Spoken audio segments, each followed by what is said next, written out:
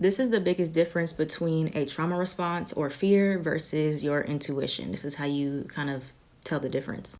The crazy part is, and also the tricky part, is that they can coexist. Like they could actually be happening at the same time. So, like, especially with Scorpios, really struggle with this. It's like there's so much fear and there's so much trauma, but the intuition is also right.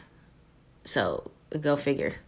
But basically, a trauma response or a trigger or a fear is assigned to a situation that feels very familiar due to a traumatic situation you went to in the past. For example, like somebody not texting you back or whatever. You're assuming the worst. Oh, they ghosted me. Oh, they're doing something they're not supposed to be doing. That's based on a trauma response because you don't have physical evidence of that yet. But that is not your intuition.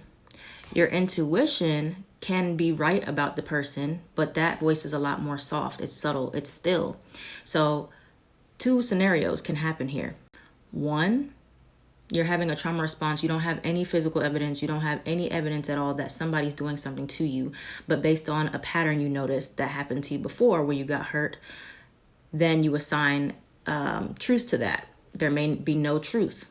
So then you figure out what really is going on and you're like, oh, okay, I got triggered. Just a trigger. Now, sometimes what happens is your intuition will be right and you'll get a trauma response. So you'll feel the traumatic sensations. You'll get scared. You're like, I know somebody's doing something wrong to me, even if I don't have proof. That can be your intuition. But the trauma response is you got triggered by the situation that you did not have any proof that something was happening yet, but your intuition is also simultaneously telling you, and your brain is reacting to what your intuition is saying, which is why it can be really, really confusing and tricky.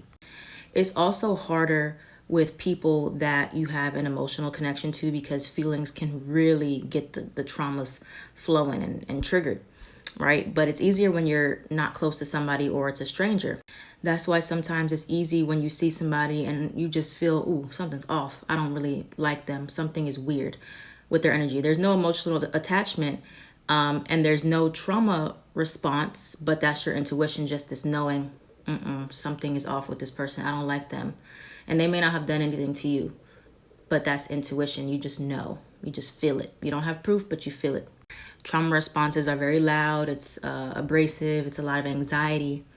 But your intuition may also be mixed up in there. It just takes some time to discern the two. One is really loud, one is really quiet, and they can both happen at the same time.